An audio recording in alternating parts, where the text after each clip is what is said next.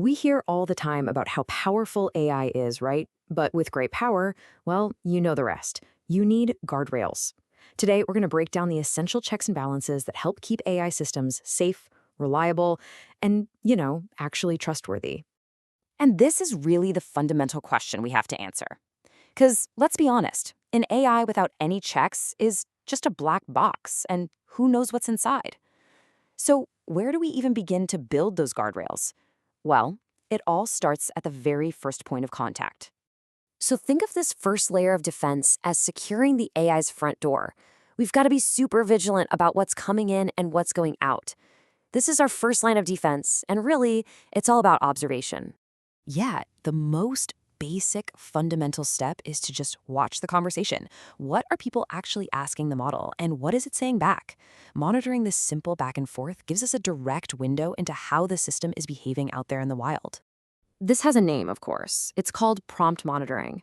We're looking at user queries to spot anyone trying to misuse the system or get around its safety filters. You've probably heard of these as jailbreak attempts. And at the same time, we're watching the AI's responses to catch any system failures or just plain weird behavior.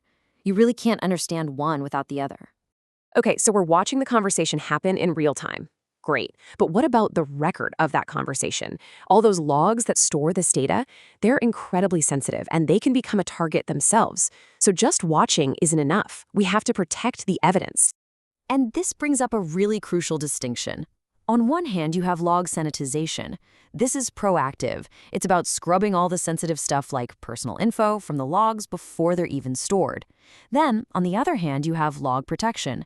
That's defensive. It's about locking down the logs themselves with things like encryption and tight access controls. They might sound similar, but you absolutely need both. All right, let's move to the next layer. Think of this as giving the AI a regular health checkup. We need to monitor its vital signs to make sure it's not just, working, but that it's performing well, staying secure, and not blowing the budget. And this is such a critical question. An AI model isn't some static thing. Its performance can actually get worse over time. So we need some kind of early warning system to tell us when its health is starting to decline. So what's the first vital sign we check? Well, one of the key metrics is what's called the response confidence level. It's basically a score of how sure the AI is about its own answer. If a model that was consistently, say, 95% confident suddenly drops to 70%, that's a huge red flag that something is wrong under the hood. And a drop in confidence like that often signals this: model drift. That's the technical term for when a model just gets less accurate over time.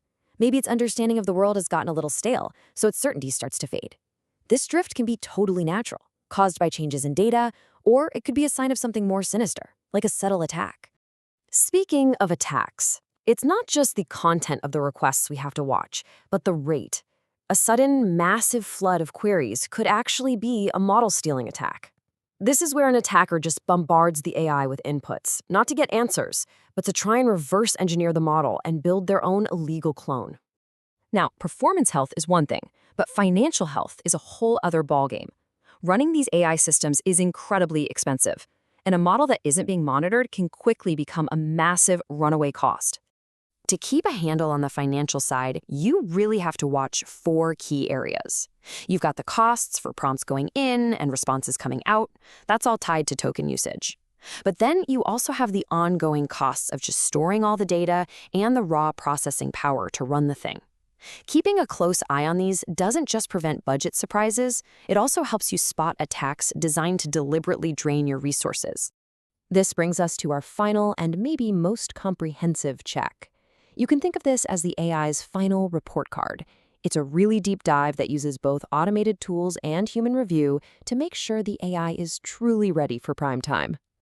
So while all those other checks are like taking the AI's temperature from moment to moment, an audit is the full physical exam. It's where we step back and assess everything: quality, compliance, safety, from every possible angle to make sure it's ready for the real world. A good audit is super structured and usually covers 3 pillars. First, accuracy. Is the AI telling the truth, or is it hallucinating and just making stuff up? Second, we have to assess for fairness. This is a big one, checking for skewed results that might hurt certain groups. It's a cornerstone of AI governance. And finally, access, a deep review of who has the keys to the kingdom, who can change the model, see the training data, or look at those sensitive logs we talked about earlier.